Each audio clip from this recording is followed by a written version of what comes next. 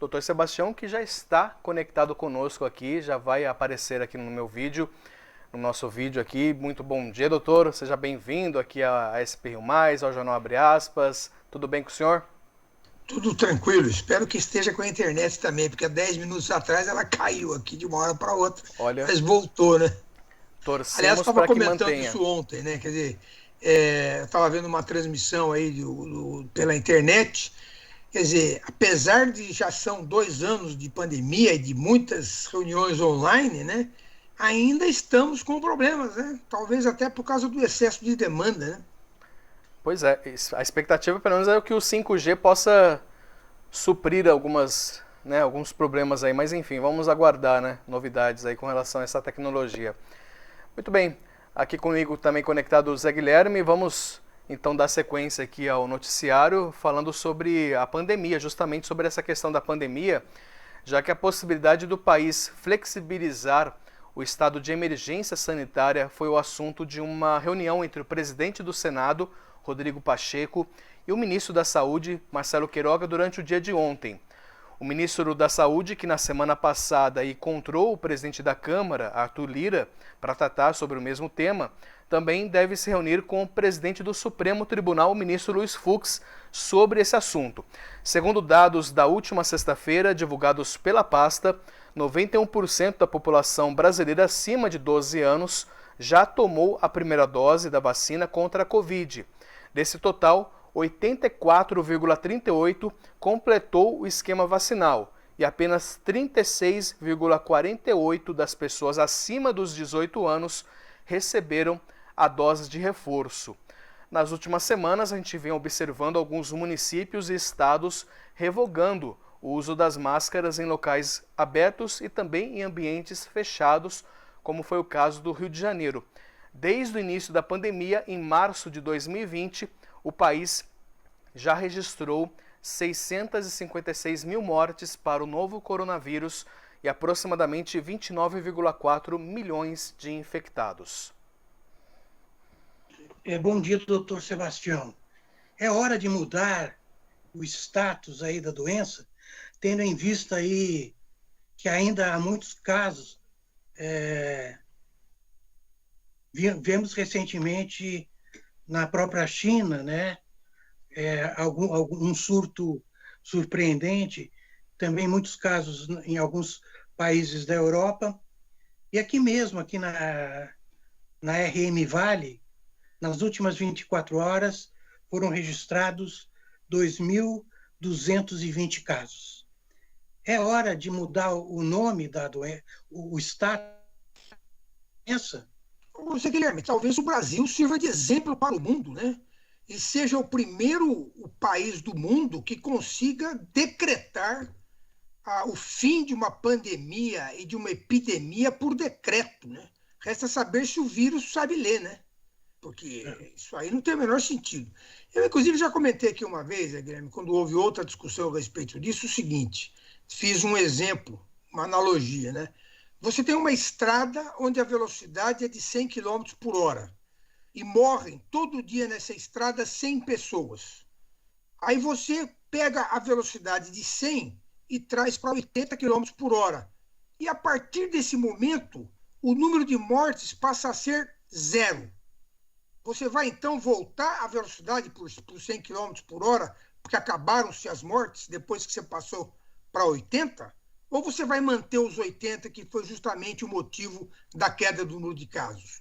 A analogia é essa, quer dizer, eu tenho uma visão muito, não vou dizer que é particular, porque muita gente concorda comigo, mas, por exemplo, você dizer que libera a máscara em ambientes abertos, em parques, tudo bem, eu não vejo um grande problema, porque a disseminação da doença diminuiu muito. Mas você liberar o uso de máscara em ambientes fechados, principalmente, eu já falei aqui, o pior lugar do mundo para nós e o melhor lugar do mundo para o vírus são os restaurantes e barzinhos.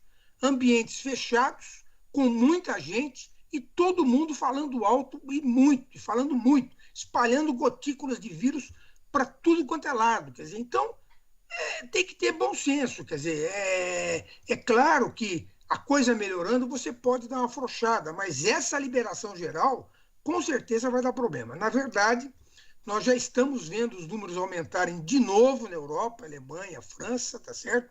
O pessoal preocupado. Apareceu uma variante nova lá, a tal da BA2, que os testes estão com dificuldade de detectar. Então, lá começa a aumentar. E o que aconteceu, a história que aconteceu é o seguinte: todo país que liberou geral, os casos aumentaram.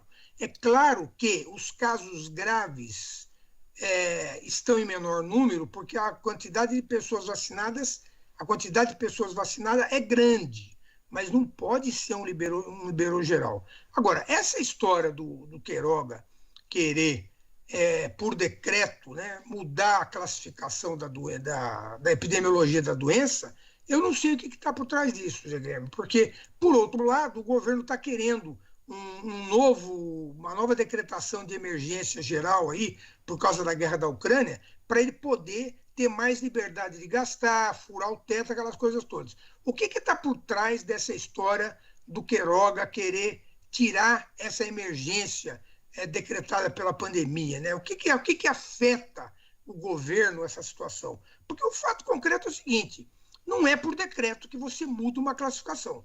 E essa classificação da pandemia foi feita pela Organização Mundial de Saúde, não é feita pelo Brasil, porque a pandemia se caracteriza por um número muito grande de doenças, de doentes ao redor do mundo. Deve ter um critério lá, acima de tantos países, acima de tantos continentes. Como disse o secretário da OMS, só vai acabar quando acabarem os casos no mundo todo. Isso não vai acontecer. Quer dizer, a tendência que a gente está vendo no Brasil é a gente se transformar numa endemia, ou seja, você, como é a gripe, você tem a doença num número razoável de casos, tá certo? E que se mantém sazonalmente ao longo do ano.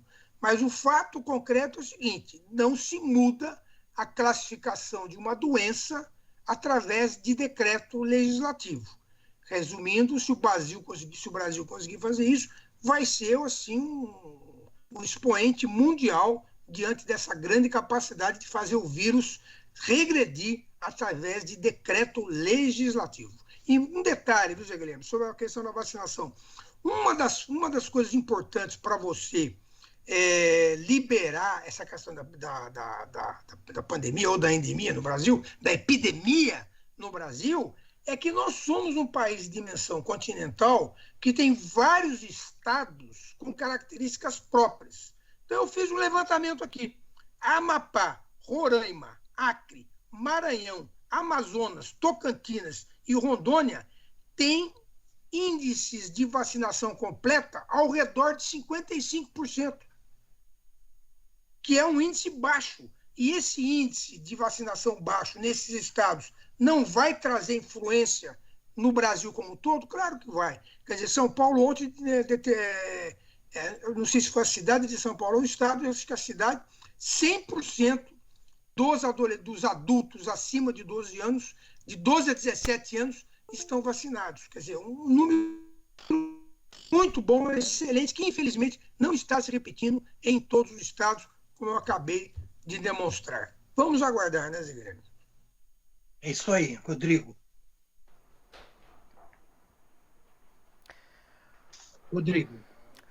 O Ministério da Justiça mudou a classificação indicativa da comédia Como se tornar o pior aluno da escola, de 2017. A recomendação etária passa de 14 para 18 anos. O despacho, assinado pelo secretário José Vicente Santini, também recomenda que o filme seja exibido após as 23 horas em televisão aberta. A decisão foi publicada um dia depois do outro despacho do Ministério da Justiça censurar a exibição da comédia em plataformas de streaming.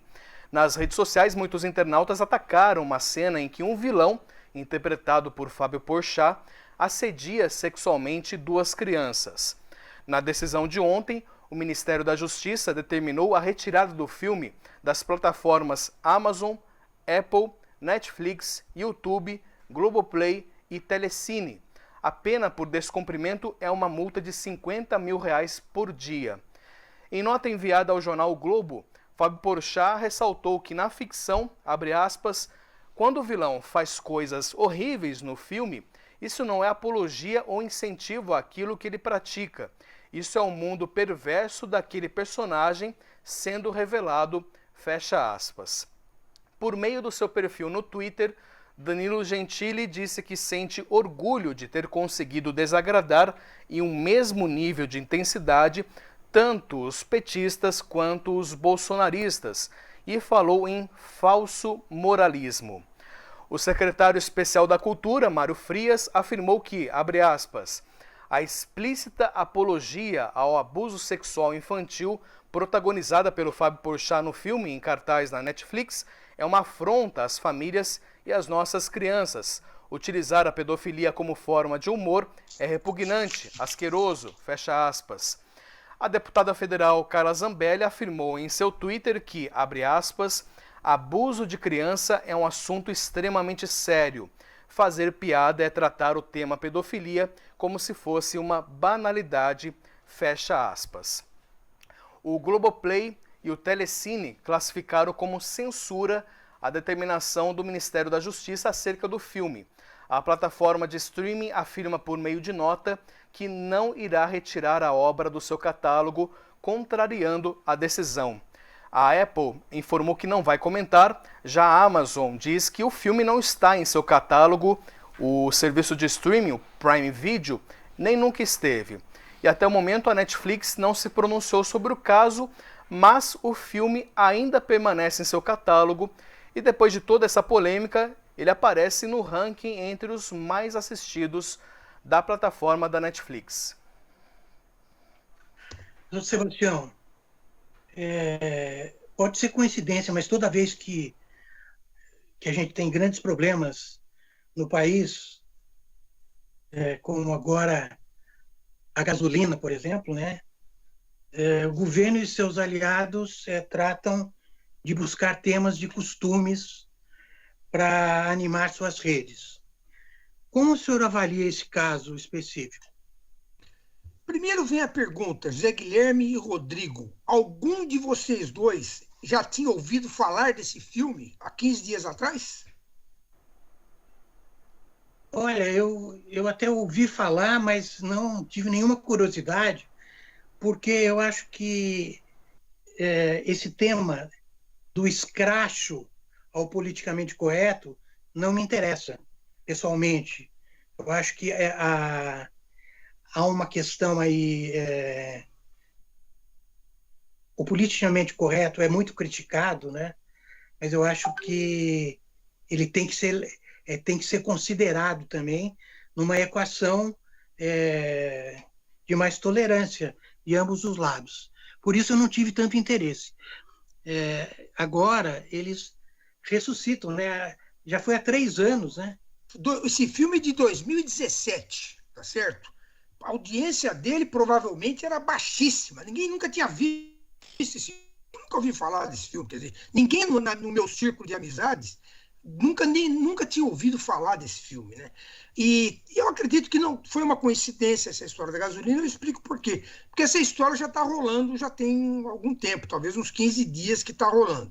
O que dizem as más línguas é o seguinte, que o Danilo Gentili, que é o autor do texto do filme, portanto é quem escreveu as cenas, ele era bolsonarista e apoiava o Bolsonaro, apoiou publicamente no programa dele, nas redes sociais, e era ovacionado pelas odes bolsonaristas.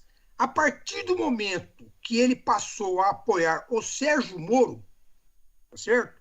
E sendo essa questão da censura, de controle de filmes, etc. e tal, ligada ao Ministério da Justiça, os bolsonaristas, então, haveriam ressuscitado esse filme e esse problema para contrapor, então, para associar o Danilo Gentili à figura do Sérgio Moro. Isso eu acho mais provável. Mas, independente disso, Zé Guilherme, vamos analisar a questão no geral. A questão toda é a seguinte. Você gosta de ver cenas de estupro no cinema? Não, você não gosta. Você gosta de ver assassinatos nos filmes? você não gosta. Você gosta de ver cenas de guerra nos filmes? Você não gosta. Se eu pudesse decidir escolher, eu gostaria que os filmes não tivessem essas cenas todas apresentadas de forma pública, que eu acho, inclusive, que de uma certa forma pode incitar violência, etc. E tal. Mas aí seria você impor uma opinião pessoal, né, numa conduta da sociedade.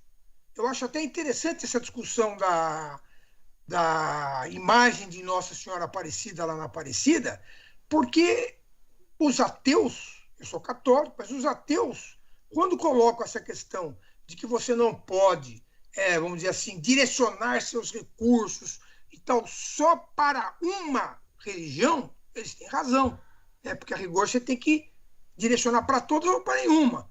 Por outro lado, né, a prefeitura levou em conta a questão econômica, que é muito importante para a cidade. A cidade é marcada até no nome por uma religião e por uma devoção. Então, está certo que se faça uma imagem que, na verdade, reverencia, de uma certa forma, o fruto daquela cidade toda, né? Então, você vê que uma coisa, na verdade, acaba se misturando e como são temas complexos. Mas a questão toda é a seguinte. Primeiro, esse filme estava esquecido numa prateleira, ninguém sabia da existência dele.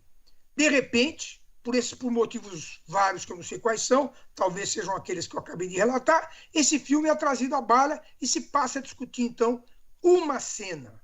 Não está se discutindo o filme, né? Está se discutindo uma cena. Primeiro, o Ministério da Justiça diz que o filme tem que sair da plataforma de streaming e diz que vai multar. Aí se discute a constitucionalidade desse fato, porque isso, de uma certa forma, é uma censura. Tá certo? Quer dizer, eu não gosto de ver uma cena de estupro, mas o cineasta quer fazer um filme e acha importante colocar aquela cena, não me cabe proibi-lo de fazê-lo. O que cabe ao Ministério da Justiça, que é o que ele fez nesse momento, de ontem para hoje, é mudar a classificação etária do filme, que era indicado para maiores de 14 e agora é indicado para maiores de 18. Agora vem a hipocrisia da questão. Zé Guilherme, vamos conversar nós dois aqui, que ninguém nos ouça. Um jovem de 14 anos, por acaso, não sabe o que é masturbação? Um jovem de 14 anos não pode ser assediado por um adulto que peça a ele que o masturbe, por exemplo. Isso não é uma coisa concreta que pode acontecer. Você, ao mostrar uma cena dessa, eu só vi essa cena hoje, na verdade. Você mostrar uma cena que é o que acontece no filme, o fiscal lá, como é que chama? Na minha época chamava de, não lembro mais o nome, do Bedel lá, o Bedel da escola pede para o moleque masturbá-lo, tá certo? Um moleque de 14 anos. Quer dizer, isso aí não é uma forma de alertar o adolescente que isso pode acontecer? Quer dizer, então é a tal história, quer dizer, toda moeda tem dois lados. Quer dizer, o fato concreto é o seguinte: tem que haver uma censura, porque tem que haver uma regulamentação da idade, tem que haver, por isso, quem usa Netflix, quem usa YouTube, sabe que esses serviços de streaming todos têm lá uma forma de classificação e de acesso. Quer dizer, quando uma criança tenta acessar, para quem não sabe, como eu tenho neto, hoje eu sei, quando você entra no YouTube e você tenta acessar alguma coisa pelo perfil da criança que é considerada imprópria, ele não autoriza, se você não fizer alguns determinados passos que só um adulto consegue fazer. Então, tem que haver um controle na exibição. E o fato concreto é o seguinte: isso aí só veio a baile por interesses outros, que não são realmente o de proteção de crianças e adolescentes. Eu também concordo. É com você, Rodrigo. Eu só queria corrigir aqui, porque no GC estava errado e foi um erro meu. O Danilo Gentili não dirigiu o filme, né? Quem dirigiu o filme foi Fabrício Bittar.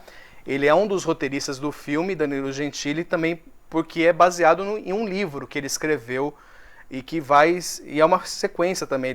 Ele aproveitou toda essa polêmica para também anunciar o próximo filme dele, que também está dentro aí de um outro livro que ele escreveu também, enfim. Mas também para contextualizar, doutor, o filme é de 2017, mas na época também teve polêmica por conta aí de trazer questões de cunho machista, homofóbica. O filme traz uma série de temas polêmicos durante o filme e teve um jornalista da Folha de São Paulo que entrevistou o Danilo Gentili e de certa forma mostrou isso, né? Apontou essas questões polêmicas do filme. O Danilo Gentili se sentiu um pouco contraído ali e expôs esse jornalista como sendo alguém de esquerda, e aí acabou gerando a demissão dele. Eu não sei se você se lembra desse caso. Gerou a demissão desse jornalista da Folha de São Paulo, repercutiu bastante no meio, né? E aí a Folha de São Paulo até teve uma condenação do Tribunal de Justiça do Trabalho porque não deu suporte para o jornalista, né? Ele simplesmente demitiu ele por conta da repercussão negativa. Mas já vem o filme tendo essa polêmica e voltou porque ele recentemente entrou no catálogo da Netflix, há uns meses atrás. E a deputada Carla Zambelli, se eu não me engano, pelo que ela informou, a deputada Carla Zambelli informou que uma mãe teria procurado ela e ficado chocada com a cena e tudo mais. Aí voltou-se toda essa discussão envolvendo a tal da cena. Mas aí vem a questão, Rodrigo. Essa mãe que viu esse filme, ela viu com o filho dela do lado? Primeira questão. Segunda questão, essa mãe tem que saber, e ela deve saber, quando você abre a Netflix, aparece lá quem é o usuário, se ele tem acesso ou não ao conteúdo. Foi aquilo que eu disse, quer dizer, tem que haver um critério na exibição e o controle dos pais sobre a exibição, tá certo? Mas não a proibição, tá certo? Quantos filmes pornográficos tem aí no mercado? Você consegue, por acaso, segurar isso, que isso seja exibido? Tem que haver um controle na exibição para que pessoas que não têm condições de ver aquelas cenas vejam. Agora, na minha opinião, a cena que eu vi especificamente, que é essa aí, que foi relatada, é para maiores de 14 anos. Agora, imaginar que um adolescente de 14 anos não sabe o que é masturbação, ele pode não saber até o que é um assédio de uma pessoa adulta. Ele pode saber, pode nunca ter se defrontado com essa questão, ou a família ter colocado ela nessa situação. Inclusive, na cena, os dois adolescentes se rebelam contra esse adulto, tá certo? E saem da situação. Quer dizer, de uma certa forma, ele é até didático. Mas é isso, é polêmico. Polêmicas à parte, a gente segue aqui e agradecendo, né? É sempre bom trazer essas pimentinhas aqui dentro do Jornal Abre Aspas para trazer realmente a discussão. E a gente está discutindo algo realmente que vale a pena, né? Vale a pena essa discussão, colocar essa discussão adiante. Doutor Sebastião, muito obrigado mais uma vez pela participação. A gente se reencontra aí na semana que vem. Uma ótima semana para o senhor. Bom dia para vocês, boa quarta-feira, até semana que vem. Um abraço.